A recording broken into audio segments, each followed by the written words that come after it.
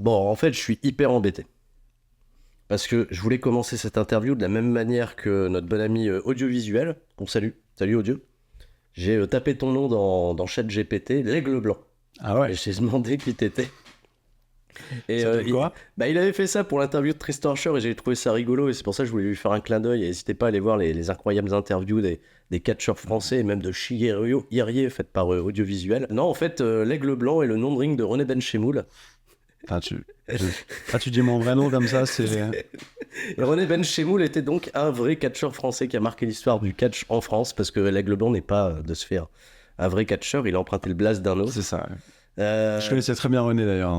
Donc, Date de naissance 28 janvier 1933. Date de décès 15 février 2008. De ce fait, on fait pas d'interview. Bon, oui. À quoi ça Bon, sert? bon, c'est bon. Hein. C'était bien, hein. Bon. On s'arrête là. Merci pour tout. Belle carrière. Merci, salut, à la prochaine. À la prochaine, les Au mecs. revoir. Abonnez-vous.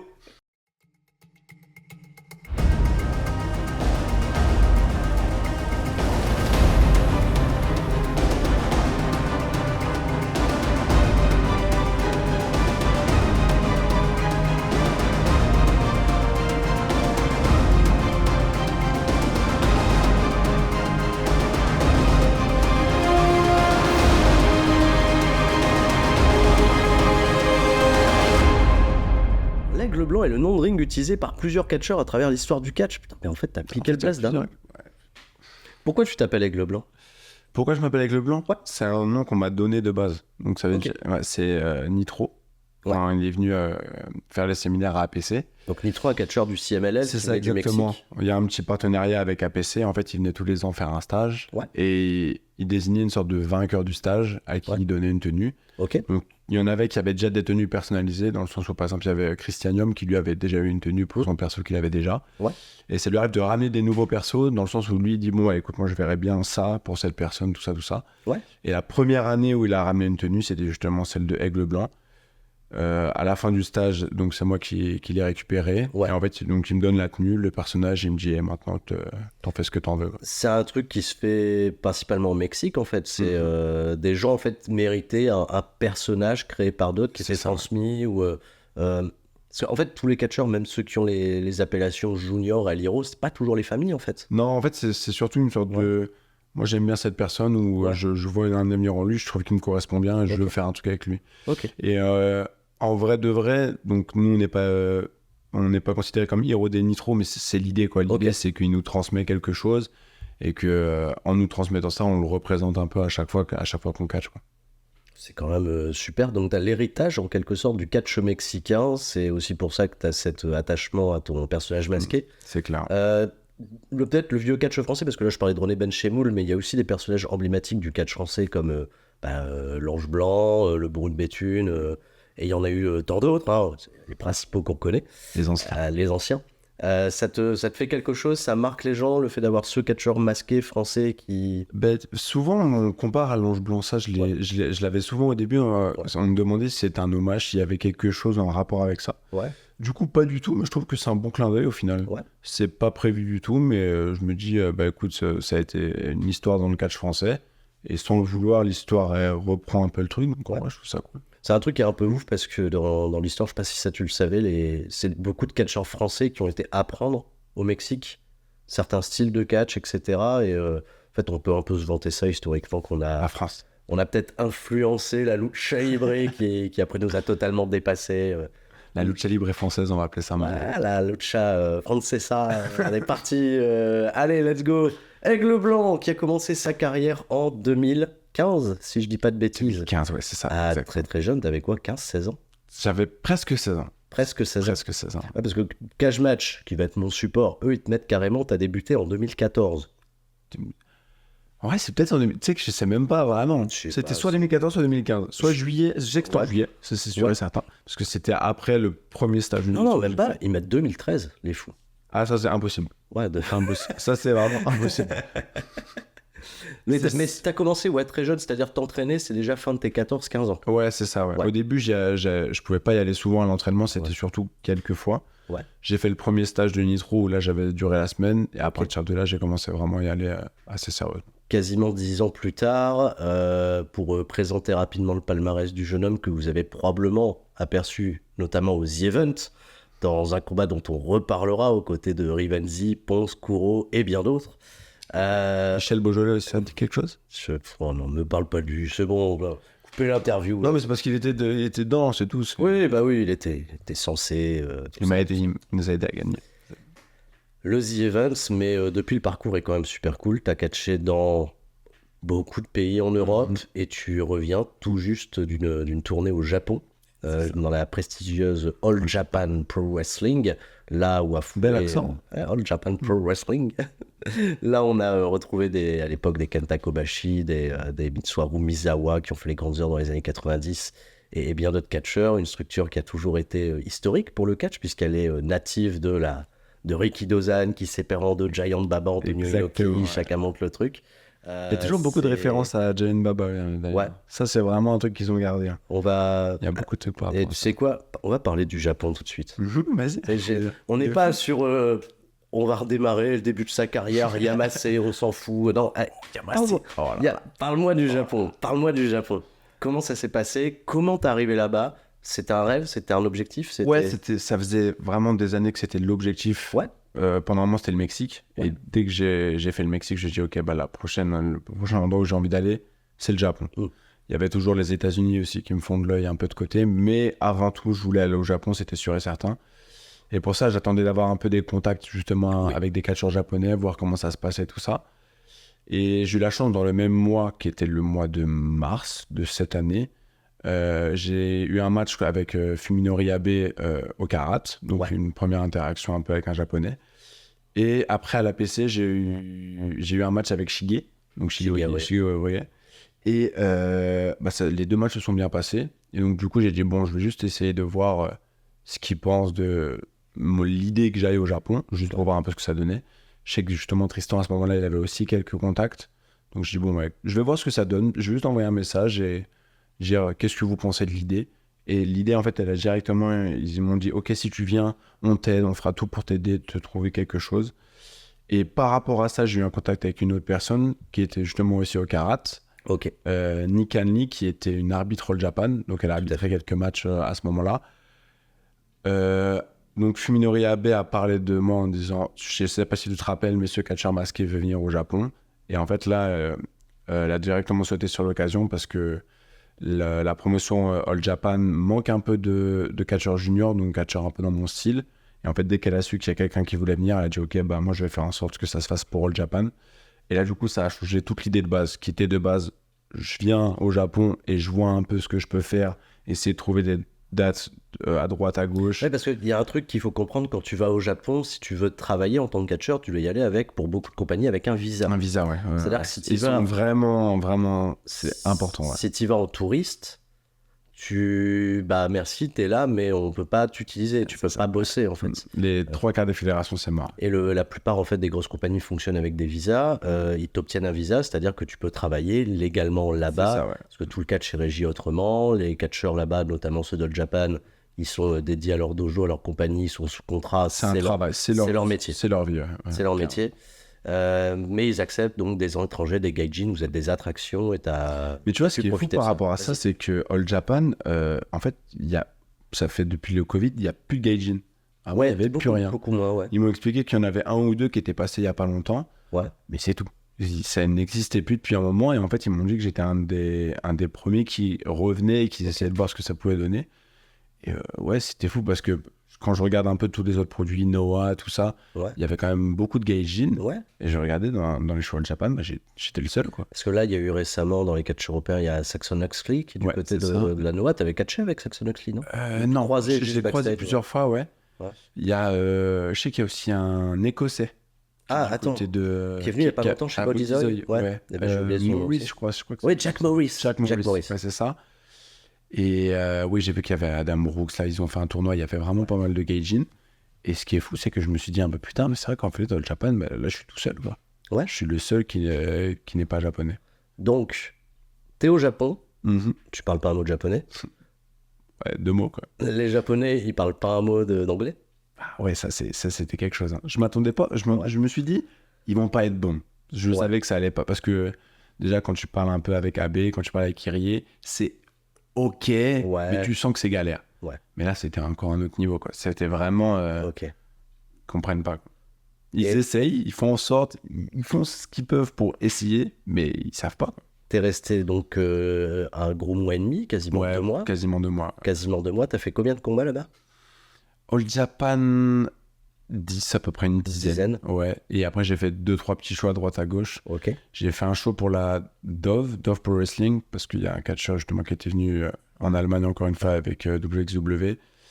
Et on avait bien accroché et il savait qu'on venait au Japon. Il a dit directement, je vais essayer de vous placer sur un show. C'était cool. C'était une ambiance un peu différente. C'était un show... C'était un show où ils font un style où ils mettent de la musique pendant que tu combats. Bref, c'est c'est le Japon. le délire. Des fois, je faut pas chercher plus loin. Mais c'est fun. On a fait un autre show avec Abe, du coup, qui nous avait mis sur un show. Et un dernier où j'avais la date grâce à All Japan, qui faisait une sorte de... C'était un show pour les 20 ans de catch ou les 25 ans de catch de Hikaru Sato, Ouais. qui faisait un show. Et donc, du coup, il m'avait vu sur les shows All Japan. Il m'a dit, bah écoute, moi, je fais ce show-là. Si t'as envie... De venir à la fête Ouais, avec nous, viens. let's go. Ouais, voilà, c'est ça. C'était plus une fête pour fêter un peu tout ça qu'un show catch pro. Ok. C'était plus un truc où les gens étaient détendus et c'était plus une fête plutôt qu'un truc important, quoi. Et ce qui est quand même génial dans ce que tu as dit, et ce que j'aime pour aussi balayer un certain cliché du Mhm. catch, le catch, c'est un langage universel. Ah oui, ça, Ouais. Ouais, tu t'y retrouves, hein, vraiment, Ouais. toujours. Il y a une barrière de la langue, mais pour autant, après, pour travailler, Tu pour t'y retrouves, ouais. worker, pour se comprendre, vivre tout simplement, le catch est un langage Mais des fois, universel. juste avec des gestes, même si t'essayais pas de parler, juste avec les gestes, Ouais. tu sais ce que la personne veut te dire par Ouais. rapport à ça. Ouais. Et même sur les entraînements, des fois, on en profitait pour se bosser un peu ensemble. Et on ne parle pas, quoi. C'est juste, on se suit, on bosse. Ça nous entraîne super bien, quoi. Vraiment, c'est top. T'as quand même un point de repère, t'as un Français qui est là en même temps que toi, c'est Tristan Archer, qui lui, sur cette période-là, un petit peu plus courte que toi, a travaillé chez Japan. Big Japan. Vous avez des anecdotes, vous avez des trucs que vous avez vécu à deux qui étaient très cool. Bon, on a fait que... Ouais, en vrai, on a fait des trucs simples. En fait, on se voyait presque tous les jours, au final. Ouais. Dans le sens où moi, j'avais un entraînement vraiment précis le matin. Ouais. Lui, c'était un peu plus chill, mais du coup, il en profitait pour s'entraîner le matin. Et tous les après-midi, on en profitait pour aller voir des trucs à Tokyo ensemble, bouger, tout ça, faire des choses, quoi. Parce que Tristan, c'est un gros fan de Japanime, de manga, tout ça. Toi, t'es un peu dans... Ouais. Ouais, je savais pas. Ça se voit beaucoup moins, mais Ouais. parce que j'ai pas de... T'as pas les tatouages, pas de qui, tatouage. moi Mais je suis à fond dedans. C'est Vraiment, je suis comme lui, hein. Vas-y, c'est quoi tes animes préférés? Mon préféré, c'est celui qui est juste derrière. En plus, c'est Death Note. C'est Death Note, Ah parce ouais, que j'ai Non, c'est j'ai le incroyable. poster. Ça reste mon préféré. Ouais. En ce moment, je suis sur My Hero. Donc, c'est pas mon préféré, mais c'est un truc que j'accroche bien. Jojo, quand même. Et après, un petit cœur pour Dragon Ball, quand même, parce que c'est comme ça que je suis rentré dans le truc, quoi. Ok, Voilà, nickel. c'est un peu- Mais Death Note, Death Note. Ok, incroyable. donc t'as fait un petit peu les délires, genre les gachapan, les plastic, t'as été taper des figurines et tout. Ouais. T'es revenu avec plus de valises que t'es. Ah, c'était chaud parce que du coup, moi, je voulais pas mettre tu sais, les figurines, je les gardais avec moi. Ouais. Mais donc, du coup, mon sac, il avait des formes où il y avait une figurine comme ça. Ça n'avait plus aucun sens. Et je suis content, j'en ai cassé aucune. Ok. Ouais, mais on a fait des magasins comme ça. Ouais. Tu sais, il y a les magasins que tout le monde connaît. Ouais, Tristan, il a dû dévaliser Ouais, des trucs. À Tristan, tu vois, c'est une anecdote bête, mais il en achète un manche. Ça fait déjà 5-6 là. Il me dit non, mais là, j'arrête. Là, c'est bon, c'est fini. Je le revois 2 jours après, il me fait bon, j'en ai pris une autre là, Ouais. mais là, par contre, vraiment, après, j'ai plus de place, donc j'arrête. On se balade, il fait elle est pas mal, ça n'a rien. Je dis ouais, mais t'as plus de place. Il me fait non, mais ça va le faire, je vais enlever quelques trucs, et il a fini avec, je sais pas, une dizaine de figurines. Lui, il devait être comme un gosse, parce que ça va, je pense à tous les deux, parce que de ce fait, si toi aussi t'as cette culture japanime, c'est la première fois que vous allez au Japon, et vous y allez pas en tant que touriste, vous y allez pour travailler. Ça pour bosser, ouais. Ça fait quelque chose. Mais en fait, le fait de... En fait, c'est... On est là pour travailler, mais des fois, on l'oublie carrément, quoi. Oui, bien sûr. Et après, le fait que tu réalises que, de un, tu kiffes, et qu'en plus, t'es là pour faire ce que t'aimes, ça te met encore plus un truc en mode... Ah ouais, c'est quand même un génial. truc de fou. Ouais. C'est quand même super. Incroyable. Il fallait travailler pour faire ça. Il fallait travailler pour en arriver là, et t'as bossé pendant des années. Comme tu dis, t'as commencé très très jeune, à l'APC de Nanterre, à qui tu dois, je pense, beaucoup. Beaucoup de choses, ouais. Beaucoup de choses. PC de Nanterre qui s'est toujours organisé pour organiser des stages, des séminaires, de faire venir des non-étrangers. Ouais. Moi, je vais Ça a beaucoup aidé, ouais. Bah, moi, je vais penser à un truc, c'est... je t'ai rencontré personnellement, je crois que ça devait être en 2017, où tu faisais un combat d'ouverture, un peu d'essai pour la FFCP. C'était contre Thiago Montero. Et ouais, vous étiez vraiment au début du truc. Déjà, ton personnage masqué avec le blanc. C'était vraiment le début de perso. Et je vous avais revu, ça m'a toujours marqué ça, sur un show, c'était pour une fête foraine, une ducasse dans le nord de la France. J'aurais pu le nom de la... de dab, non? C'était ça. Oh là là. C'est le concours de dab. Tu l'as ressorti là? Ouais, il y a pas longtemps, j'en ai fait un peu de nostalgie de fou. Je dis, mais en fait, c'est si vieux que ça. Le concours de dab. Et à l'époque, on trouvait ça stylé. Hein.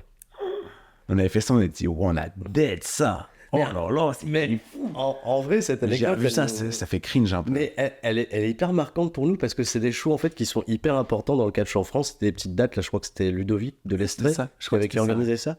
Et donc moi j'étais speaker, donc c'est des formules un petit peu classiques, tu vois, des shows dans des petites communes pour la fête du village. C'est toujours les mêmes choses. Il y a une pharmacie à côté.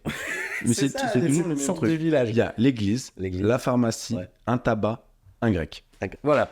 Là tu sais, tu dis ok, c'est les familles, de l'Oise, de Picardie, etc. On est dans le nord de la France principalement.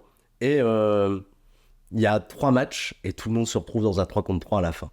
La formule, 3 gentils, 3 méchants. Je m'y attendais pas. Et je me souviens que Ludovic il m'avait dit avant le main event, donc le gros 3 contre 3, où il y avait toi, Thiago et Aigle.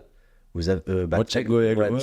Toi, Thiago et Senza, pardon. Ouais, c'est vous affrontiez, je crois que c'était Buck, Dark Mondo et Alex Legrand. C'est exactement ça. C'est exactement ça. Il me dit, on est en avance sur le temps, il faut perdre du temps. Faut essayer de perdre 10-15 minutes. On avait réussi. Hein. Et en fait, on a improvisé parce que j'ai repéré au loin des gamins qui faisaient des dabs. Ils étaient contents. C'était la mode. Et bien à ce moment-là, c'était la classe. C'était la classe. On a improvisé un concours de dab. Et je faisais Jacques Martin et j'allais voir les enfants, mettaient des notes. Des notes, ouais, je pense. On s'est tellement marré avec ça. Attends, t'étais pas là. On l'a refait sur un show CTA, mais je crois que t'étais pas là, je sais plus. Un show CTA, j'en ai fait un. Ouais. On l'a refait, mais on l'a refait. Tristan. Mais on a refait un concours de dab. Avec Cormac et tout. Ouais. Bah t'étais là. Ouais, mais oui, j'étais là. Mais ouais, il y avait African Beaumaillé. C'était à Gravelines. Ouais. C'était le dernier show CTA. T'étais là. Ouais, c'est le dernier show. C'est le dernier show CTA. Ouais, c'est ça. Parce que, à son âme, Pascal Vanul, malheureusement, est décédé un petit peu après. Il organisait des shows principalement dans le nord de la France. Et putain, on a refait le concours de dab. Tu sais que j'avais oublié le deuxième, par contre. Sur la même carte, il y a Ricky Knight Jr. qui catchait. Il avait quoi, 15-16 ans. Il avait un petit match juste avant. Ouais, c'était drôle, ça. Là, on avait refait un concours de dab. Et ça marchait trop bien. Les gamins étaient ouf. On avait fait des trucs avec genre un saut carpé, dab et tout. Voilà, on faisait des roulades dab. Allez, c'est fou quand on disait que c'était stylé, quoi. Là, je l'ai revu, j'ai dit... Ouais, mais non, mais c'est... poussif, hein. C'est peut-être un différent public. Maintenant, tu vois bien quand t'as 10 ans, quand tu vas catcher dans un endroit comme... hier, on était du côté de Bodyzone Wrestling à Colfontaine, dans un match incroyable, match de l'échelle... à retrouver bientôt sur le BZW+. Hein, et peut-être sur la chaîne de Story aussi. Oula, on travaille, on y travaille.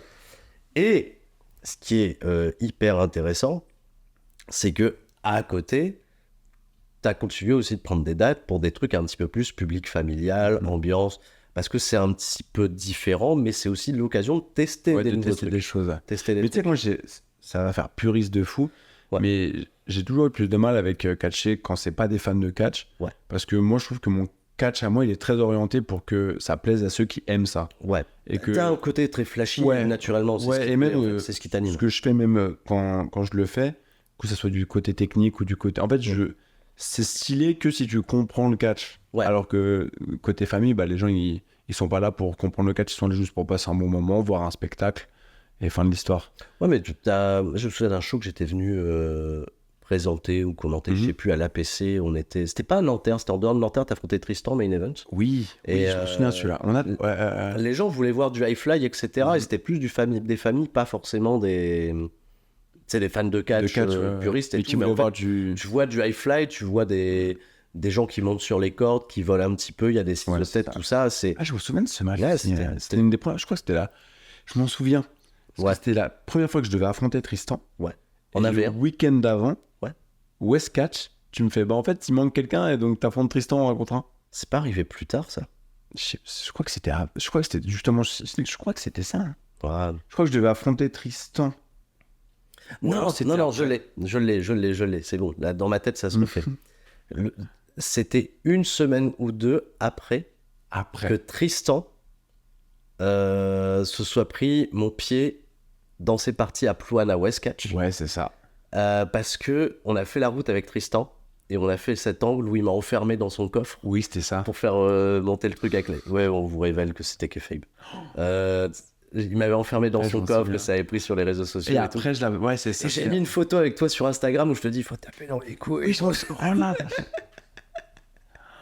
oh là là. C'est bien marré, c'était l'époque. Avec l'Alliance aussi. Hein. On avait eu beaucoup de. Putain, mais ça c'était génial quand à Westcatch cool. On avait fait style, tu rejoins l'Alliance. En vrai, ce jeu-là était vraiment cool. Moi, quand j'avais fait équipe avec Napo, c'était vraiment très très. C'est un de mes meilleurs souvenirs. Alors là, j'étais manager. Je vous avais managé toi et Napo. Et ouais, c'était. On s'était trop marré quoi. Je me rappelle, ils foutaient rien. Le fait, ils sont passés tout le monde notre temps à t'engueuler alors que tu faisais tout le boulot. Ouais, c'était cool. Je me souviens toujours, je sais pas pourquoi j'ai ce truc. Mais donc du coup, c'est moi qui finis par gagner sur les deux avec un petit truc. Et donc moi, je reste au sol et il y a juste Napo qui rentre sur le ring, qui lève les mains. Et il y a Thiago qui est comme ça. Il le jette. Ça fait... Allez, casse-toi là. Ouais. Mais ouais, ça, c'était un vrai bon souvenir. Ouais. Ce show, il était cool. Hein. Ouais. J'avais fait un changement dans la même soirée. Ouais, parce que finalement, après le match, tu décides quand même de rejoindre l'Alliance. Mais... on arrive tous à 4 pour le match de Tom Laroufa. C'est ça, ouais. Et là, en fait, il y a Tristan Archer qui te résonne et tu redeviens Babyface. Et c'était double temps sur le même chose. C'était rigolo. Franchement, c'était rigolo. C'était vraiment drôle. On s'est marré. Des histoires, justement, t'en racontes maintenant aujourd'hui beaucoup dans une compagnie où t'es très très régulier. Une des compagnies les plus prestigieuses d'Europe, c'est WXW. Où toi et Senza, vous avez été champions par équipe pendant pas mal de temps.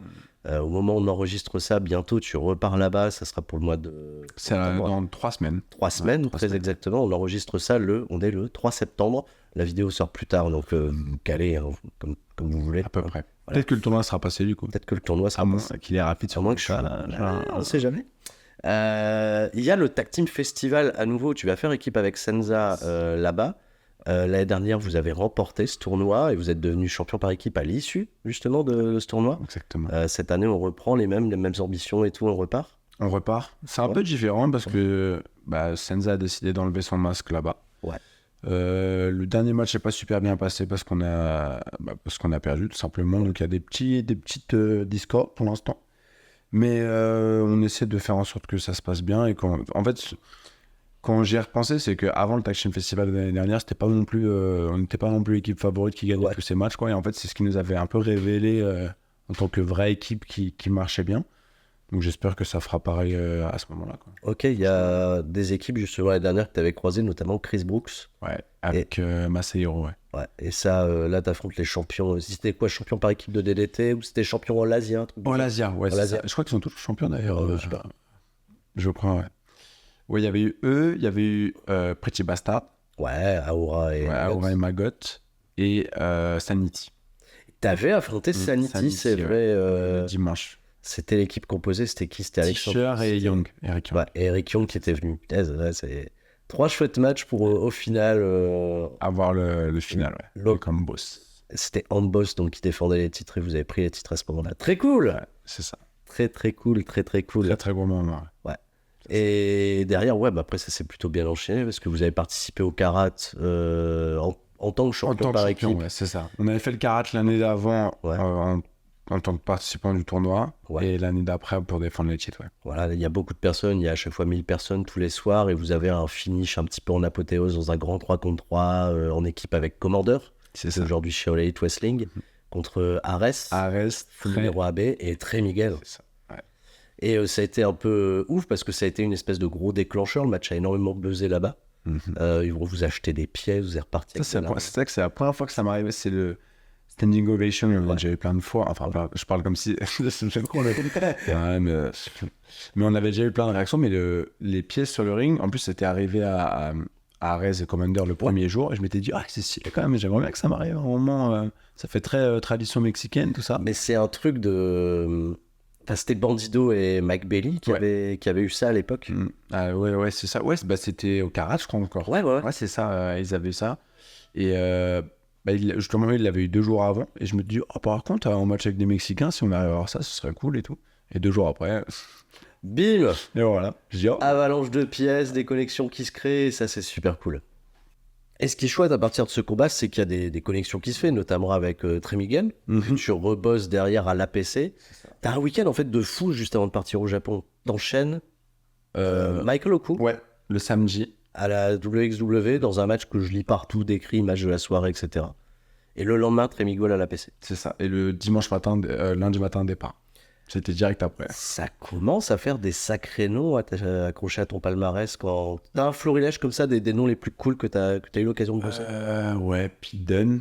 Ouais, je pense que ça arrive vite. DJZ, c'est pas le plus gros nom, mais c'est le premier que j'ai affronté, donc ça m'a quand même pas mal marqué. Ultimo Guerrero. Alors, DJZ, on rappelle, c'est Joaquin Wilde à la WWE aujourd'hui. Ouais. Déjà, il savait même pas. Ah ouais. Et Pete Dunne, c'est Butch, bien sûr. On sait. Qui a eu, Ultimo Guerrero, ça quand même... C'est quand même incroyable en fait. Parce que dans la légende mexicaine, Ultimo Guerrero, je pense qu'il est un peu moins connu par le public qui suit, on va dire, la cylindre américaine. Mais en fait, au Mexique, c'est ardu. Je me demande si c'est pas un des catcheurs les plus connus du Mexique actuellement. Probablement, en fait. Franchement, je pense. Je crois que c'était pas l'année dernière, mais l'année d'avant, il était 20e au PWI 500, truc du genre. Là, il est bon, il est très très bon. Et justement, quand il était venu, il avait fait aussi un stage d'une semaine. Ouais. Et là, on a appris des choses. Hein. Techniquement, tout ça, c'était quelque chose. Hein. Ouais. Niveau name, il y a eu, dernièrement, il y a eu, j'ai fait équipe avec Kojima, du coup. Oui, ça par contre. Premier match au Japon, tu fais équipe avec Satoshi Kojima et t'affrontes Yoshitatsu. Yoshitatsu, ouais. Et Black Mensor, ouais. Et Yoshitatsu T'as découvert le catch comment? Génération NT1, comme beaucoup. Donc oui, Yoshitatsu, on connaissait bien à ce moment-là. Ouais. Ça, mais moi, tu vois, je suis en mode, je sais pas qui je vais affronter, tout ça, je vois l'affiche, mais ça n'a aucun sens. Ça n'a aucun sens, ouais. Vraiment, j'ai fait... Bon, ok, cool. En plus, le truc de fou, c'est que c'était ce jour-là, précisément, les 35 ans de carrière de Kojima. Wow. C'était son anniversaire de ses 35 ans de carrière. Et tu fais équipe avec la légende Satoshi Kojima. Aucun sens. Et ils sont tous... Il y a vraiment un truc de hiérarchie au Japon où tout le monde est un peu mélangé, les vétérans, les plus jeunes. Ça dépend. Dans les vestiaires, il y a une petite hiérarchie où il y a, tu sais, genre, à un moment, je me suis mis à un endroit, on m'a dit non, là, c'est c'est pas pour toi, entre guillemets. Mais pas méchant, hein, j'avais une autre place à côté qui était exactement la même, c'est juste que là, c'est sa place à lui, quoi. Dans un autre endroit, il y avait 2 vestiaires, et il y avait un vestiaire avec les plus vétérans, tout ça, et un vestiaire avec les plus jeunes. Et à part ça, il n'y avait pas spécialement de... c'est pas les vétérans, bon, tu fais tout pour eux, genre tu leur amènes des choses, tout ça. Ok, il n'y a pas ce truc de rapport de... Je pense qu'il y a ce petit rapport avec encore les young boys, comme ils disent, où c'est un peu, pas méchant, mais c'est leurs petits, quoi. Ouais. C'est ceux qui étaient à l'école et qui montent petit à petit. C'est presque des young lions, quoi, entre guillemets, où eux, ils font un peu plus de choses. Ok. Ça, c'était fou, c'est que du coup, j'étais dans le dojo avec eux, et ils veulent pas que tu les aides. Moi, j'étais en mode, si vous voulez, je peux... Non, c'est bon, vous êtes l'invité. Ouais, voilà, c'est presque si tu l'aides, c'est irrespectueux de ta part, quoi. Ouais. Et t'es là, en mode, mais... là, tu me fais à manger, là... T'as démonté un ring ou quelque chose, non? Du coup, à la fin, je leur laissais pas le choix. Les 2-3 premières fois, j'étais un peu en mode, je le fais ou pas, j'ai pas envie de... Et à la fin, j'y suis juste allé, en fait. Et en fait, ils sont un peu gênés, mais ils sont genre... après, ils disent merci. Ouais, voilà, c'est ça, ouais. Donc au final, j'aidais tout le temps, en fait. Dès que je pouvais, j'aidais, soit faire des petits trucs, tu sais, vu qu'ils mettent tout le temps des barrières autour, ça met beaucoup de temps à mettre. Donc c'est vraiment une vie en dojo, où t'as vécu dans le dojo. Ouais, c'est ça. En fait, c'est... donc le dojo, on a l'entrée, on a le dojo à droite où il y a salle de muscu, ring, tout ça. Ça, c'est super, ouais. Ça, c'est les vraiment... installations qu'il n'y a pas vraiment en France, en fait. Vraiment, c'est ça. Et donc, tu peux t'entraîner à n'importe quelle heure si tu veux y aller, même tard, tu fais ce que tu veux. Ok. Il est vraiment libre accès. Il y a la salle entre guillemets de vie commune à côté où il y a donc la cuisine, la salle à manger, tout ça. Et il y a un étage avec plein de chambres. Voilà. Et ça se passe à peu près comme ça dans plein de compagnies japonaises. C'est leur base, c'est ça. Un mode de fonctionnement. Ils essaient de aussi créer des liens entre les gens en les faisant vivre ensemble, quoi, pour qu'il y ait une sorte de synergie, de cohésion qui se trouve quand les mecs catchent dans le ring. Après, ça soit... Que les gens se connaissent avant de catcher ensemble. Ok, un maximum. Parce que c'est un truc, oui, qu'on retrouve beaucoup au Japon. Il y a par certains catcheurs freelance qui viennent se greffer, on va dire, à certains clubs, à des dojos. Généralement, en fait, Souvent, ça se mélange pas trop. Ouais, en c'est fait, ça. c'est des écuries, des clans qui Et bah, tu vois, je me suis calmé de plus en Ouais. plus. J'ai vu que là, au Japan, ça bougeait. Ok. Là, j'ai vu qu'il y avait quelques gars qui étaient allés à la DDT pour Ouais. faire un match. Il y a un des gars qui a fait tout le tournoi à la Noah, le Ouais. N1. Ils ont un bon partenariat avec Glit. Ouais. Donc, j'ai vu qu'en fait, moi, je pensais que ça allait être vraiment. Les gens font le Japan, ils font que le Japan. Ok. Mais en fait, ils font les autres fédés, mais en représentant All Japan, voilà. que ça reste un truc avec All Japan. Ok. Mais de plus en plus, j'ai vu que. Moi, vraiment, je pensais que ça allait être All Japan, All Japan. Mais Ok. non, je trouve que ça. Il y a un petit peu de Ouais, crossover, ça bouge tout pas ça. mal, ouais. Tu m'avais dit aussi dans les rencontres qui t'ont impressionné, tu as eu l'occasion de croiser Minoru Suzuki, la légende. Ah ouais. Lui, par contre, tu m'as dit, il y a 2-3 trucs, il Il est trop fort. En fait, comment tu le vois sur le ring, c'est vraiment lui. C'est-à-dire qu'il est aussi badass que dans, que dans le ring. Et tu sais, avant les shows, on s'étire un peu, on se prépare, mais on garde notre corps frais pour le match, quoi. Ouais. Je le vois arriver, gants de boxe, il se met des protections au tibia, Ouais. et il fait des sparring de 3-4 minutes avec des gars.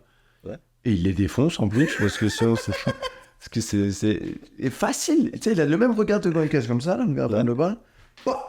Des gros coups, les mecs ils savent pas quoi faire. Il y en a, il lui met une balayette laser, le mec il tombe. Aucune réaction, même pas un petit Et là, c'est comme ça, dans le vestiaire, avant de se préparer. Non, ils sont sur le ring avant que les portes ouvrent. Ok. Et voilà, ils se tapent. Ouais. Ils font des sparring. Et après, ils font c'est bon, les portes ouvrent. Ok, j'enlève. Et là, ils se lavent un peu. Ouais. Et là, ils commencent à se dire bon, allez, on va catcher aujourd'hui. On va catcher. T'as Minoru Suzuki, la légende, quoi. Oh, t'as été gratter ta photo. Bien sûr. Ouais, là, c'était. On a fait quelques-unes. J'ai vu aussi, t'as eu l'occasion de t'entraîner avec le Ace de All Japan, Kento Miyahara. Bah, il était tous les jours de jeu, en fait. Oh, c'est ouf, quoi. Tous les Parce que jours. lui, il est vraiment vu comme la grosse star, Kento Miyahara.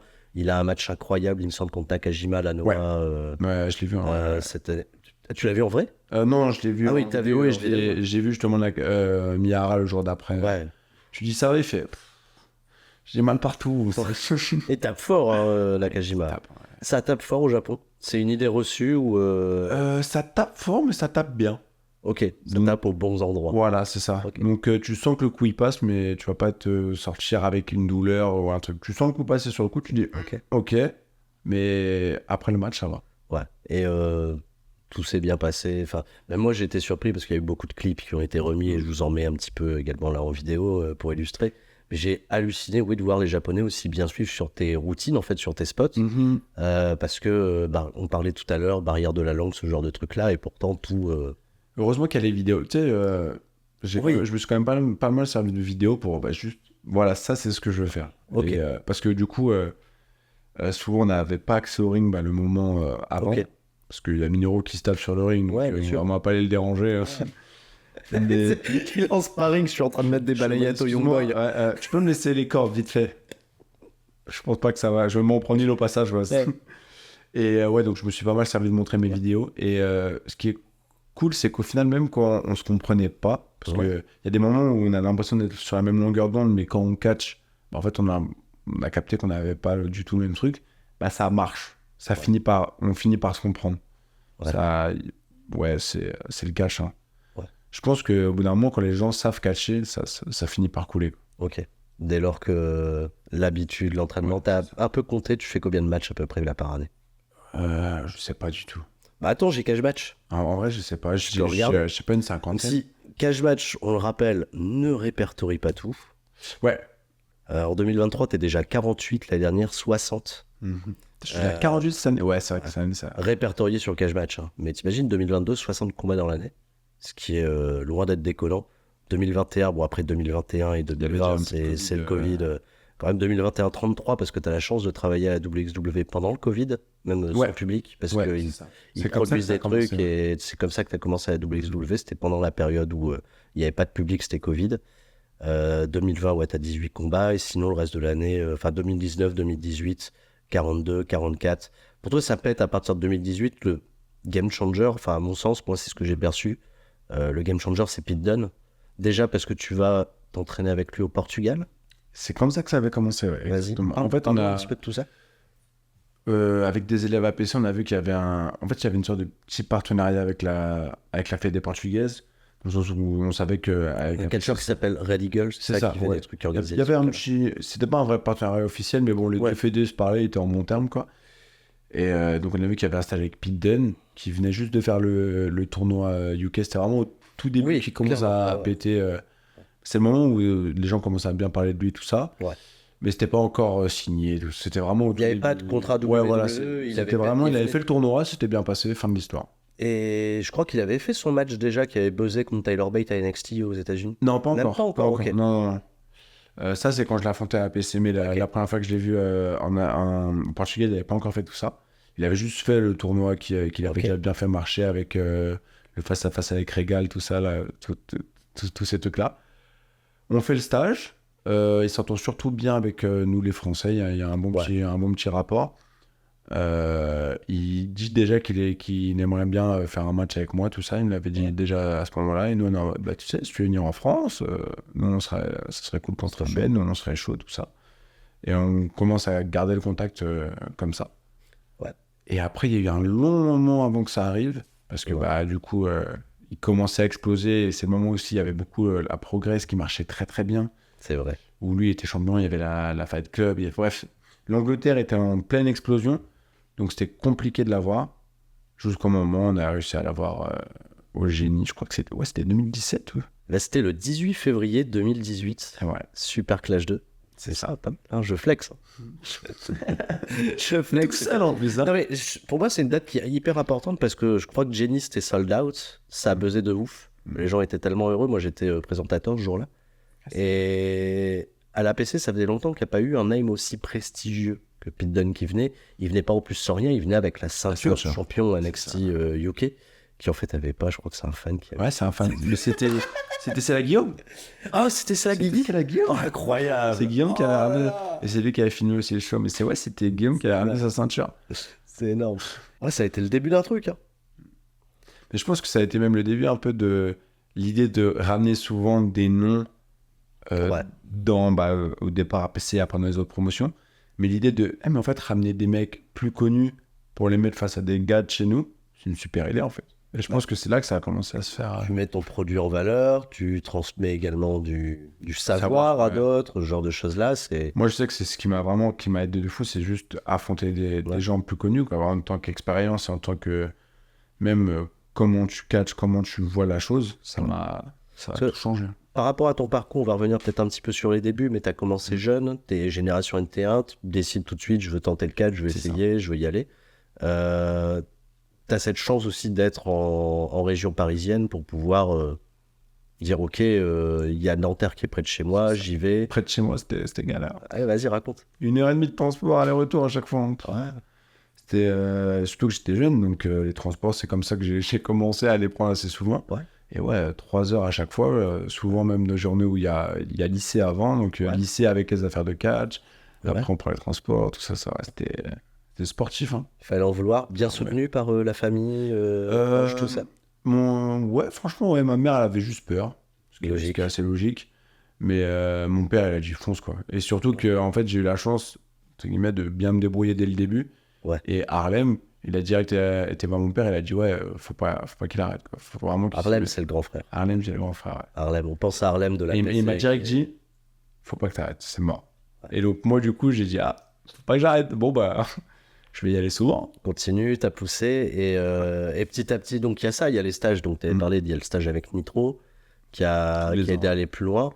Et c'est pour ça après ça va beaucoup plus loin parce que on a parlé de Pete Dunne. C'était ton premier stage à l'étranger où tu te dis là on va vraiment faire un trip pour aller apprendre du catch? Je crois que c'était le premier. Ou alors j'avais peut-être fait celui de Osprey avant à la Progress. C'est soit l'un soit l'autre. Ouais. C'était le premier. Et après j'avais fait de quelques là on est en quoi 2016-2017 ouais, quand je dis il y a des stages avec Osprey, Pete Dunne. Ouais c'est ça. Je crois que c'est, je sais plus. Peut-être Pete Dunne avant. Ouais, j'ai plus le souvenir de Pete Dunne avant. Je crois que c'était Pete Dunne avant et Osprey après. Ça avait marqué, je me suis dit, il y a des Français, ils se sont cassés le cul pour aller faire un stage à l'étranger. Et là, je commence à voir qu'il y a une espèce de mouvement qui se crée en 2017 où, en fait, on a notre savoir qu'on a pris dans notre école, mais on va là apprendre le savoir des autres. Et on va commencer à aller bouger, aller chercher, et là, je vois Thiago qui part en Irlande, je vois des mecs qui vont faire des stages. Je crois qu'il y a Rick Salem, lui, il va en Angleterre. Enfin, ça bouge, il y en a qui Ça a vont à la bougé de W, partout. la Ouais, W ouais, Academy. ouais. Et tout ça, vous le mettez au commun au sein d'un truc qui s'appelle APC. Et là, tout le monde grimpe en même temps. Il y a toute une génération. Il y a toi, il y a Christianium, il y a Salem, il y a Kuro qui est arrivé par la suite. Thiago, Buck, Buck. ouais. Clac, clac, clac, clac, clac. Il y a Tristan qui revient aussi bosser avec nous parce que Tristan, il a Tristan, son premier show de retour, c'était celui de Pete Dunne, je crois. pas impossible. Je crois que c'était celui-là. Ouais, contre Chris, exactement. Ouais. C'est le début d'un truc. C'est le temple du catch de Paris. Et surtout, ça inspire. Et il y a aussi un truc aujourd'hui, parce qu'à l'APC, tu es aussi maintenant un encadrant, tu es un formateur. Ouais. Tu as quasiment 10 ans d'expérience, mais maintenant, tu transmets aussi du savoir. Vous avez beaucoup d'élèves. Comment ça se passe, les entraînements? Ça se passe bien. Moi, le seul truc que je reproche, c'est que du coup, on est beaucoup à chaque fois. Vraiment, c'est énorme. Ouais. Et vu qu'il y a beaucoup de gens, il n'y a pas encore de limite de niveau. Ouais. Donc, en fait, on a des entraînements où on a tout niveau. Okay. Des fois, on est plusieurs entraîneurs, donc on peut faire des trucs un peu avec des groupes, tout ça. Et des fois, on est tout seul. Ouais. Et il faut trouver un truc qui peut faire travailler le mec qui n'a jamais catché de sa vie. Et un mec, ça fait déjà 2-3 ans qu'il est là, il a envie d'apprendre de nouvelles choses. Parce que de ce fait, oui, ça fait beaucoup de talent, c'est un peu bouché. Eux, ils n'ont pas encore commencé sur le ring. C'est ça, ils veulent apprendre des choses un peu plus compliquées, mais en même temps, tu as quelqu'un qui est arrivé il y a 2 mois et qui doit apprendre à chuter. Ouais. Donc, il faut trouver un truc où les deux peuvent travailler, deux peuvent apprendre des choses dans le même entraînement. Ouais. Et du coup, on a appris à faire ça. Et au final, on trouve une bonne... En fait, ce que je trouve vraiment bien à PC, c'est que tous les coachs, ils n'ont rien à voir. Ouais. Vraiment, on a tous une manière différente de faire les choses. Et des fois, on a même des manières différentes de catcher. Et nous, moi, ce que je dis directement aux gens, c'est on va vous apprendre plein de choses différentes. Moi, je vais avoir un avis. Rick, il va avoir un avis. Chris, il va avoir un avis. Thiago, il va avoir un avis. C'est que des bons avis. C'est que des choses qui sont correctes. Mais il faut juste que vous choisissiez celle que vous préférez. Dans le sens où il y a une façon de mal faire les choses et il y a 10 000 façons de bien les faire. Ouais. Nous, on vous présente des façons de bien les faire et pas vous prenez celle que vous préférez. Et après... C'est un truc d'infographiste. Ouais, vous devez faire ce truc-là, cette représentation-là. Il y a 10 manières différentes de faire votre détourage, d'assembler les images. C'est ça. Ça aussi qui est passionnant dans le catch, c'est que on a tous eu des... Comment dire ? T'as des formations, on est tous à peu près pareils. Savoir chuter, savoir... voilà. Mais après, dans les basics, toi, t'as appris à faire ça comme ça. Moi, j'ai appris à faire ça comme ça. Mais en fait, c'est pas... On va se faire la guerre parce que, oh non, il fait ça comme ça et non... Ah, mais c'est intéressant que tu fasses ça comme ça et que toi, tu fasses comme ça et on se partage des trucs. C'est tout bête, mais je sais pas, le point de vue que je pense, c'est... Moi et Eric, on prend pas le coin de la même façon. Voilà. Ok.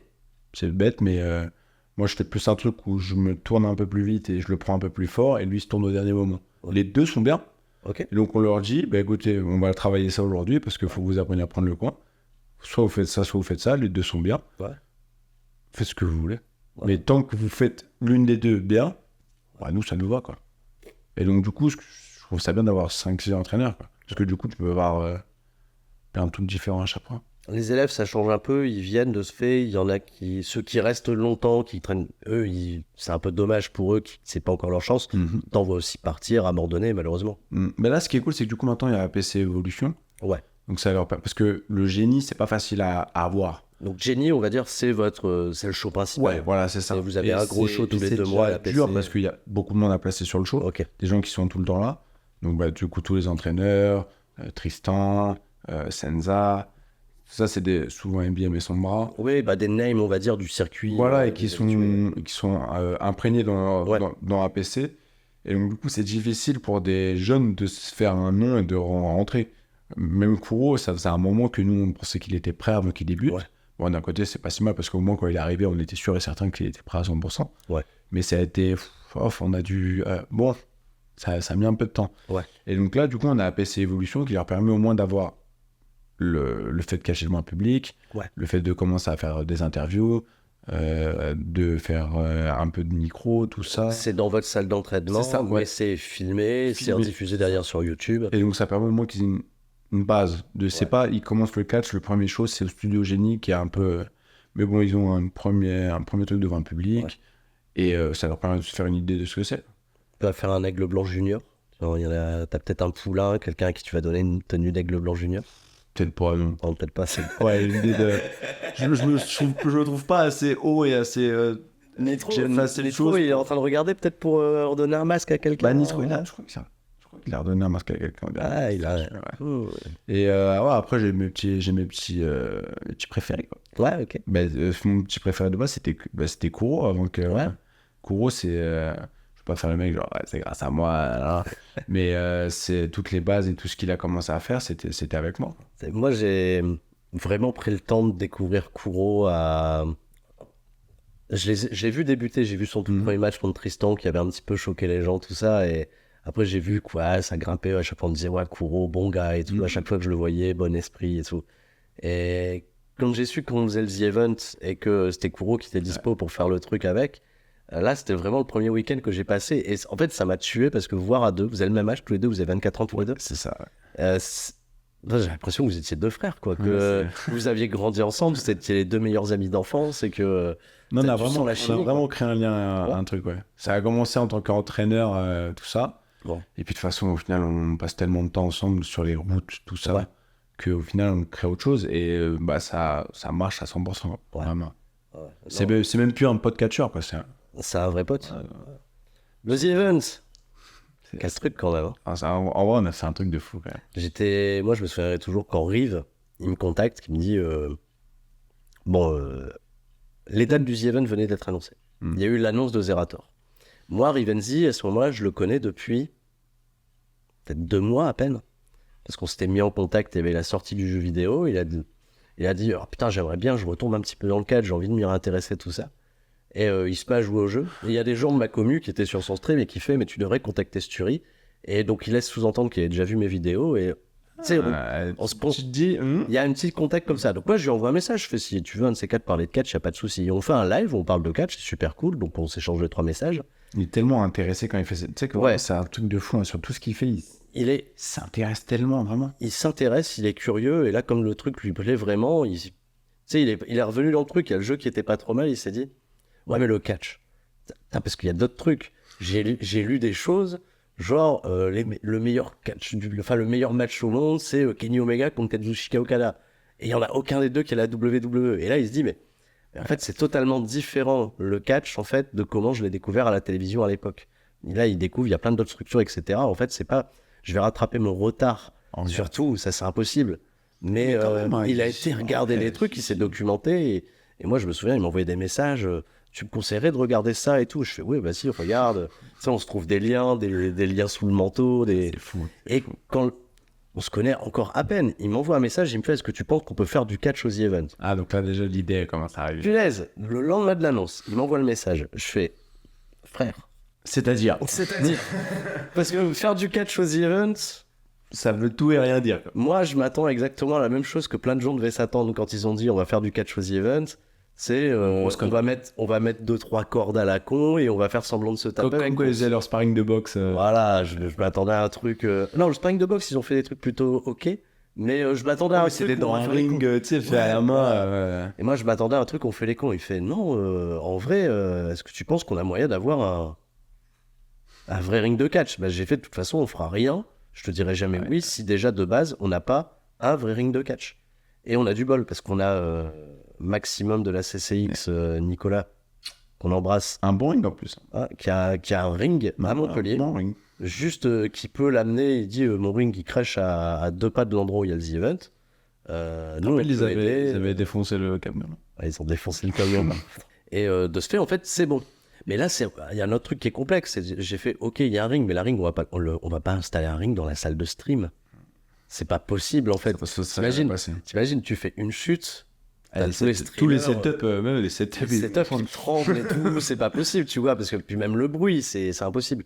Et en fait, c'est toute une galère parce que Rivenzi, mais on est en corrélation avec les équipes de Zerator, donc je suis dans un groupe de discussion avec Dash et tout.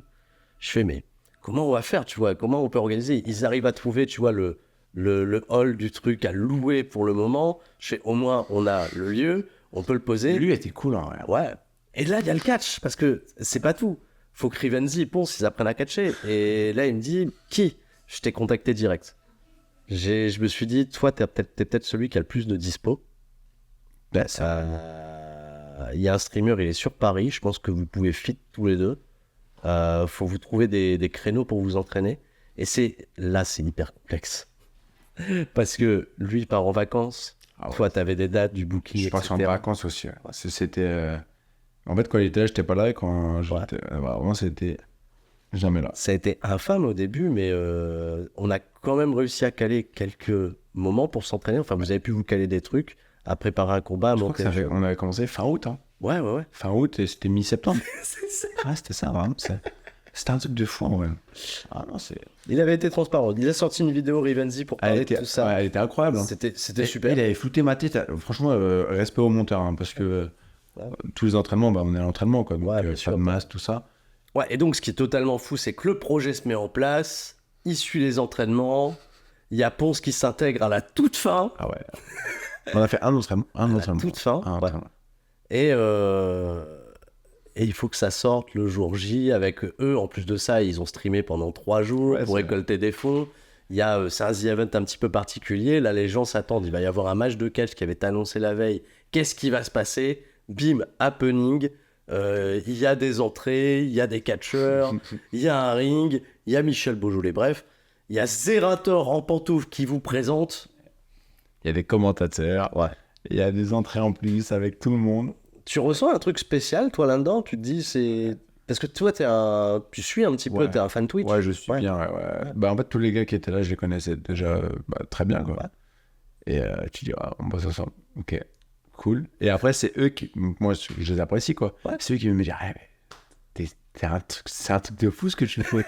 Genre, c'est eux qui sont, entre guillemets, fans de ce que je fais. Et je suis en mode, si vous saviez que je vous connais tous déjà. Ouais.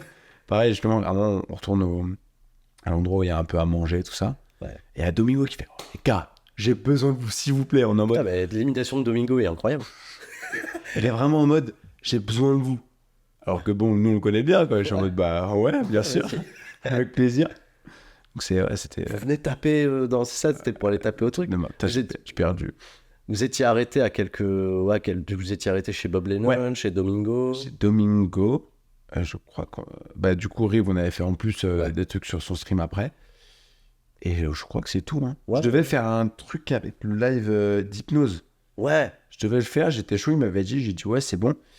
Et au final, j'ai pas eu de nouvelles. C'est incroyable. Ils avaient tellement d'organisation. On a suivi le The Event des années, on a vu les dingues, et là on y était. Et... c'est vrai qu'il y a eu plein de moments, on était à 3 avec Kuro et putain, on est là. Tu sais, Zerator, il en parle dans une de ses vidéos en disant il y a plein de gens qui étaient là, où les gens me disent mais c'est qui? Et moi en fait je me sentais trop dans la peau du gros c'est qui, j'étais là juste kiffé, je disais ouais c'est bien ce qui se passe, c'est bien ce qui se passe, hein, ouais, c'était devenu à Paris Games Week. Quoi. Mais moment incroyable et qui de ce fait bouger pas mal les choses. T'as senti qu'il y a eu un avant et un après The Event pour le catch? Ouais, clairement. Le nombre de fois où il y a eu des fans qui sont venus me voir sur le show APC, RX ou Body's Eye qui m'ont dit en fait, on a découvert que ça existait au The Event, on vous a vu au The Event, et c'est super cool, donc on s'est renseigné un peu. Ouais. Surtout qu'en plus, Riv, il a fait le taf, c'est qu'il nous a laissé un peu... catcher, briller, tout c'est ça, et après parler de ce qu'on faisait. Ouais. C'est pas juste on a catché, lui il a fait son stream et on n'est plus jamais revenu. Ouais. Il nous avait invités déjà, juste après le match, on était venu avec lui. Ouais. Après le The Event, on avait fait un stream un matin où on avait pu parler, et en fait, donc, du coup, on a pu aussi faire un peu notre pub et montrer qu'on existait, quoi. Et donc du coup il y a eu clairement où les gens ont dit du coup on va aller voir c'est quoi ça, on va aller voir c'est quoi ça. Ouais. Et le nombre de fans qui ont commencé avec ça, en vrai c'est assez fort. Il y a un après, là on est quasiment un an après le The Event. Pour toi derrière tout se passe bien parce qu'on en a WXW, le Japon, des affiches, des championnats remportés, Rix Catch, Body's Eye Wrestling, pour citer quel. Un an plus tard, il y a un vrai après, et surtout Rivenzi il a pas lâché l'affaire et t'es toujours en contact avec lui aujourd'hui. Ouais, souvent en vrai tu sais, tu te dis que c'est quand même une personnalité un peu connue, tout ça, et en fait, on se parle assez souvent, comme si, vraiment, tu sais, on répond à des stories Instagram, on discute pendant 15-20 minutes sur comment ça va, tout ça, on parle un peu de catch, on parle un peu de ce que lui... En fait, on a vraiment une relation, on est des potes, quoi, c'est cool, vraiment, et... Là, il y a un suivi, c'est chouette. Voilà, c'est ça, ouais, c'est pas juste, on a fait un truc ensemble, allez, ciao, merci, c'était cool, et puis... On garde les souvenirs. Et... C'est ça, il y a un petit truc, quoi. C'est cool. Ouais. Alors j'ai envie de dire un comparatif, c'est pas comme Ninja Warrior. C'est ni Brognard, il t'a pas rappelé derrière. Non. J'ai pas beaucoup parlé avec Denis Brognard. Pas beaucoup. Je l'ai vu de loin. Ouais. Injustice quand même, la disqualification sur TF1. Ouais, je vais rien dire, mais tu sais qu'en plus sur le coup, après il m'interviewe et je dis genre non mais je peux pas me prendre qu'à moi-même. C'est de ma faute, j'aurais dû écouter alors que je savais très bien que c'était complètement débile, mais bon j'ai dit non. C'est pour moi, c'est ma faute. C'est ta faute. Au moins, t'as passé le premier obstacle. Ouais, c'est le seul truc que je voulais pas juste. Parce qu'en plus, j'avais fait une interview avant et j'avais dit, ouais, je vais un peu prouver que les catcheurs français sont des athlètes. Ouais. Ce que je pense réellement. Bien sûr, évidemment. Donc, du coup, dire ça et tomber dès le premier truc comme un con, je me suis dit, oh là là. Tu fais un peu, toi, à côté, CrossFit, tout ça, c'est dans les méthodes d'entraînement? Pas spécialement CrossFit. Ouais. Je fais beaucoup de muscu, du coup. Pour le catch, mais pas spécialement de crossfit ou de trucs spéciaux. Fil du temps, que t'as quand même eu une belle transformation physique. Tu sais à peu près combien de poids t'as pris entre aujourd'hui et tes débuts? Une vingtaine de kilos, je dirais. Ouais. Après, c'est bien les répartir, etc. Ouais, voilà, c'est ça. La bonne plastique. Et ouais, non, je pense une vingtaine de kilos de muscles. Voilà, ouais. J'ai pas pris beaucoup de gras dans toutes ces années, mais ça se voit que en fait, tout ce que j'ai pris, c'est pas mal de muscles. Et ton style qui est plus aérien, de ce fait, les saltos, la cascade, c'est venu comment, toi? Tu t'es dit, ok, on teste et... En fait, c'était déjà ce que j'aimais bien. Ouais. Et quand je suis arrivé, j'étais tout mec, je faisais 1m60. Et du coup, c'était un peu ce qui était logique à faire. Ouais. Et d'un côté, c'était ce que je voulais faire. Ouais. Donc, c'était le mix parfait. Et petit à petit, j'aime bien aller dans autre chose, quoi. Ouais. J'aime toujours garder une base de ça parce que c'est ce qui me correspond. Ouais. Mais on fait des petits mix sur un peu de japonais, un peu d'européen, un peu de technique, pour faire avoir un peu de tout, quoi. Ouais. Donc ça change un peu. Là, les projets futurs, c'est quoi? Peut-être retourner au Mexique? Je sais pas, j'ai envie de retourner au Japon. C'est vrai qu'on n'a pas parlé du Mexique, mais tu as eu cette expérience incroyable d'avoir catché à l'Arena Mexique. Bah ça, c'est totalement grâce à, de base, le partenariat avec APC. Ouais. C'est pour ça que, malgré tout, au fur et à mesure des années, on reste quand même attaché à ça, à APC, tout ça. C'est parce qu'en fait, c'est Aussi MLL. Idée de fou, quoi. Et en fait, il y a ce partenariat qui dure depuis des années. Et en fait, donc, du coup, Nitro m'a proposé de venir au Japon en tant que représentant APC. Ouais. Pour, du coup, catcher là-bas à la CMLL. Donc, on a fait 2 shows à l'Arena. Ouais. On a fait Dragon Mania, qui était le show de Ultimo Dragon. Carrément. Ouais. C'était une battle royale, hein, c'était pas le match de l'année. Et bon, on était dans l'Arena Mexico remplie, donc ça a fait quelque chose. Et du coup, un show télévisé en semaine, je crois que c'était un mardi, un des premiers jours. Et voilà, là, un vrai match classique 3 contre 3 en 2 manches. Expérience de fou. Ouais. Un truc de fou. Surtout que j'étais dans le ring avec Nitro. Ouais. Donc la personne qui m'a transmis, on va dire, un peu, tu vois, le savoir, le masque et tout le truc. Et là, c'est là où t'es au temple, là où il s'est passé plein de trucs au Japon. Mexique, au Japon, ouais. Vous voyez, si je commence à confondre tout ça... Mais c'est parce que j'ai fait beaucoup de choses. Il a fait... Non, mais... Les États-Unis, t'as pas fait? Non, pas encore. Pas encore. Projet. En fait, je sais pas si... Mexique, je sais qu'il y a Bandido qui me parlait beaucoup, à me dire, faut que tu reviennes.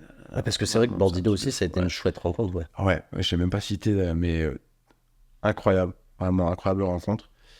Et vraiment, il m'envoyait pas mal de messages. Il faut que tu reviennes. C'est presque lui qui me dit, allez, reviens, là, qu'est-ce que t'attends? J'ai beaucoup envie de refaire le Japon, du coup, parce que ça s'est bien passé et je sais que je peux faire plus de choses là-bas. Ouais. Je sais que ce que j'ai fait là, pour l'instant, c'est bien, mais je peux faire... C'est de la fin introductive, en fait. Ouais, voilà, c'est ça. Je peux faire tellement plus. T'as fait que des matchs par équipe, t'as pas eu l'occasion de faire un 3v3, un 1v1. Ouais, non, j'ai fait aucun 1v1, c'était que des 3 contre 3, des 2 contre 2. Ouais. Donc c'est bien, mais je peux faire 20 fois plus de ce que j'ai fait. Donc j'ai envie de montrer que je peux faire plus. Ok. Et après les États-Unis, pour avoir fait au moins les 3 plus gros pays, quoi, c'est celui-là qui manque. J'ai pas mal de contacts là-bas, des gens qui m'ont déjà dit que si je fais le déplacement, il y a moyen que j'ai quelques trucs. Donc à faire, quoi.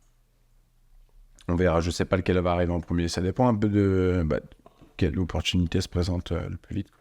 Zerator, il a dit WWE. Hein. C'est vrai s'il a des contacts... C'est rare, rappelle-moi. NXT Europe, apparemment, c'est stand-by.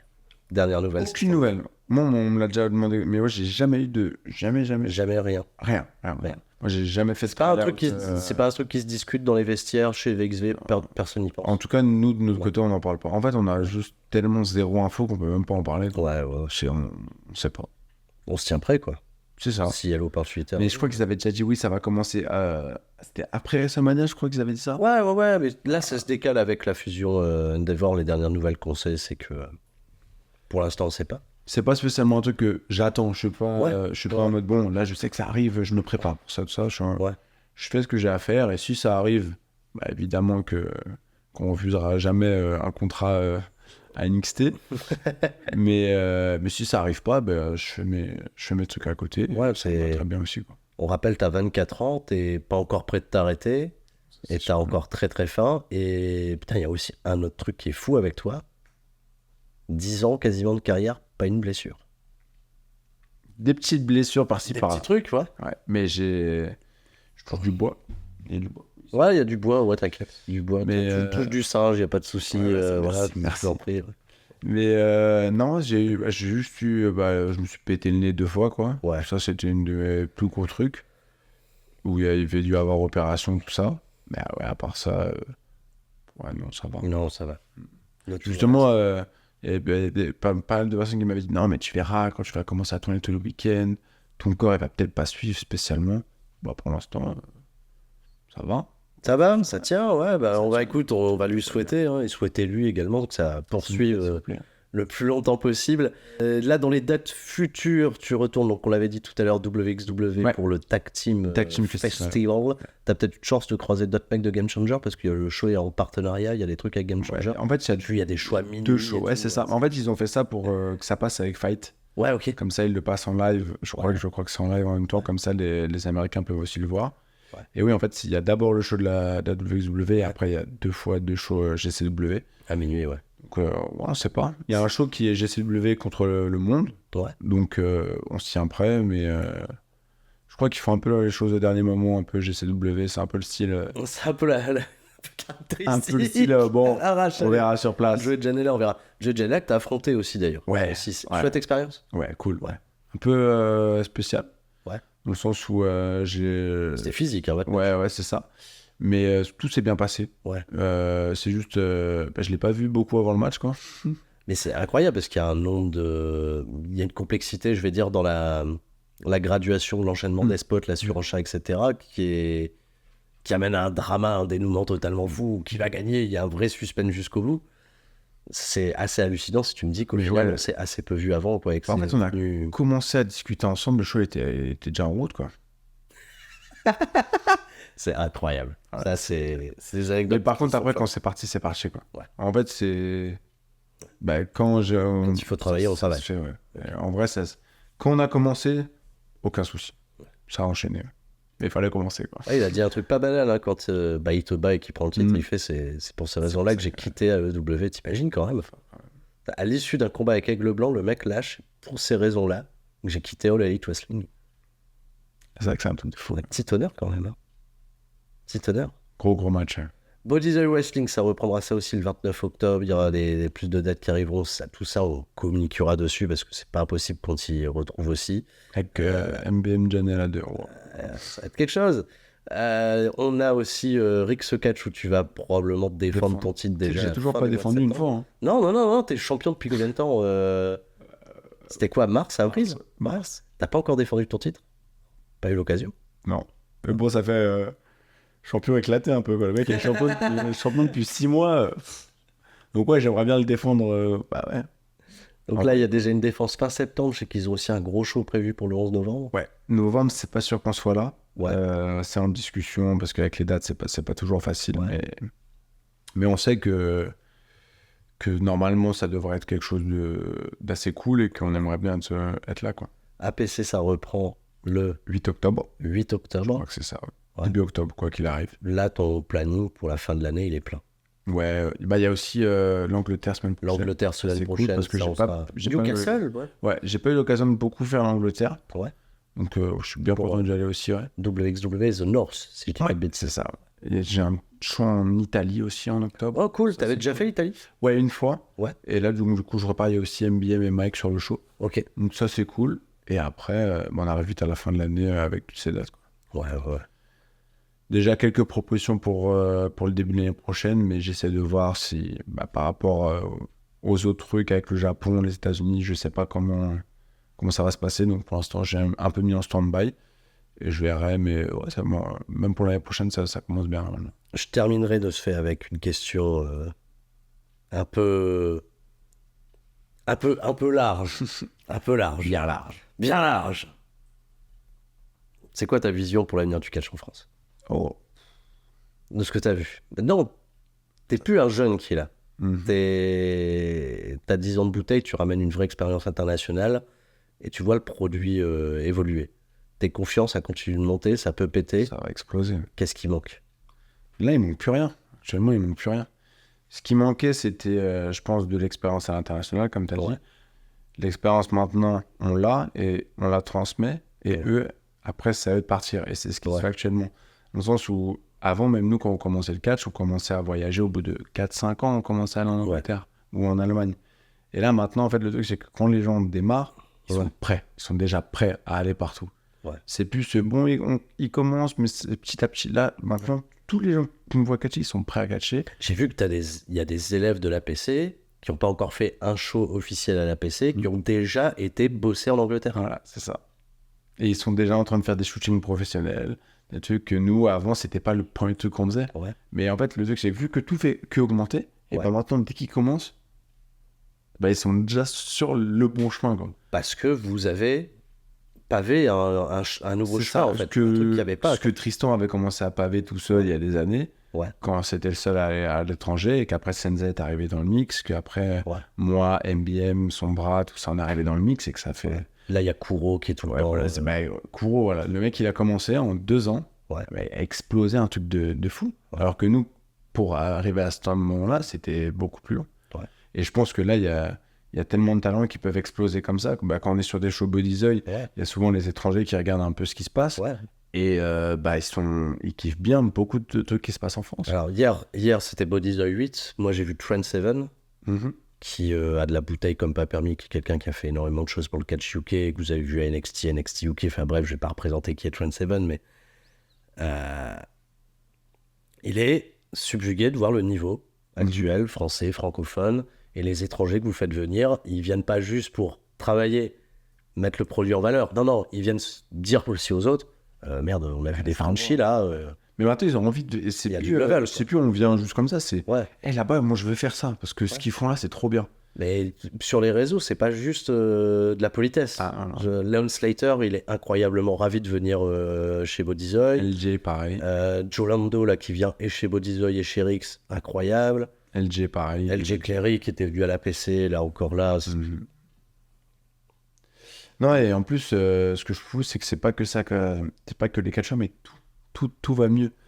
Tout est professionnel, de plus en plus. Moi, personnellement, maintenant, quand je vais sur un show français, je sens que c'est pro. C'est pas, c'est un peu galère, c'est un peu bizarre. Tout est pro, tout se passe bien. Tout le monde essaie de faire les choses bien, que ce soit au niveau de la production. Moi, tu vois, par exemple, je sais qu'il y avait le show Ref Pro il y a pas longtemps. Et beaucoup de gens m'ont dit que quand on avait fait le show en live Rix, c'était mieux produit que ce que faisait Ref Pro il y a pas longtemps. Ah, mais Ref Pro, le dernier show, c'était un peu catastrophique, hein, Revolution Pro. T'imagines quand même, c'est le show la veille de All-In, avec 4000 personnes. Avec Osprey Shingo, main event. Osprey Shingo, apparemment, le son, c'était inaudible. Vous avez vu, par exemple, Rick Catch qui a produit un show en direct avec Will Ospreay. Il y avait des petits couacs techniques, mais sinon, c'était quand même Gucci. C'était propre. C'était propre. Non, vraiment, Ce qui manque, c'est peut-être plus de monde, toujours plus de monde, plus de gens. Venez dans les salles. S'il vous plaît, venez. Venez soutenir le catch local, c'est le truc, le message le plus important. Et personnellement, moi, je trouve qu'on n'a plus rien à envier à n'importe quel pays. Hein. C'est fini la France qui est en dessous des autres. Ouais, clairement. Je trouve que maintenant, en fait, c'est juste qu'on travaille pas au même endroit. On a juste besoin de plus de shows. Parce que on a besoin de bosser plus, dans le sens où tout ce qui se passe en France, c'est bien, mais c'est pas assez. Alors qu'on plus de shows, il faut aussi des financements, des sponsors, ça, on en a besoin. Mais on a tout ce qu'il faut. Hein. Vraiment, Tout est là. La fanbase, elle est cool. Ouais. Il y a une fanbase en France qui est Faut incroyable. que augmenter, c'est un truc de fou. Voilà, maintenant, il faut juste... la machine est lancée, il faut juste continuer à la faire marcher. T'as envie de leur dire merci. Bah oui, bien sûr. Merci à tous. Vous êtes tous des boss. Oh, c'est nul. C'est nul. Si c'est des boss quand même. Hein. Ouais, mais façon de le dire, tout ça, c'est pas... Tu veux réfléchir à un happening, un truc spécial à la fin hein. Oh là là, qu'est-ce qu'on pourrait faire? Je sais pas. J'aurais bien montré mon visage, mais on avait une idée tout à l'heure. Mais... Un truc qu'on n'a pas fait en fait, on voulait faire un gag avec Nicolas d'Univers Catch que vous connaissez, qui est tout petit comme ça. Tout petit. Je voulais vous faire croire que c'était lui le vrai aigle blanc et on l'a pas fait. T'as vu, j'ai bousillé l'happening. C'est pas terrible. Je suis jamais bon en outre. Au moins cette interview-là, c'est pas comme celle de Senza. On n'a pas dû à la refaire 10 000 fois. Tu l'avais balancé déjà, ça? Ça? Que t'avais galéré à faire l'interview? Ah mais je leur avais dit que j'avais galéré. Le début de l'interview, je fais bon, c'est la quatrième, c'est le quatrième. C'est bon, j'enregistre là. Ça va, tu vois. J'ai regardé plein de fois. J'enregistre ici, j'enregistre là. Caméra 1, caméra 2. Ouf. Tout s'est bien passé en tout. Ouais, on se professionnalise un peu plus. Maintenant, il faut que je la monte plus vite aussi. Mais Dis une date de sortie maintenant. putain, Et si elle sort pas? on est le 3 septembre. Ouais. C'est quoi?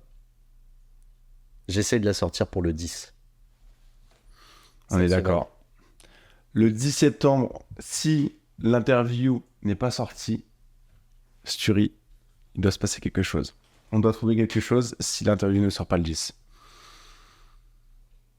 Je vais me prendre une chop sur un truc du genre.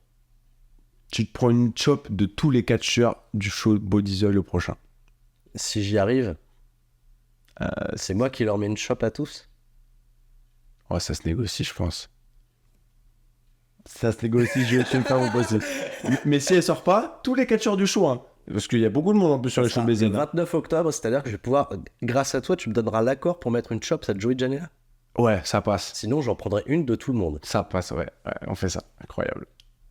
10 septembre. J'espère que ça sera sorti et mettez un maximum de pouces bleus. C'était Aigle Blanc. Je vous remercie à tous. Aigle, Merci plaisir d'avoir reçu. de t'avoir. Avec plaisir.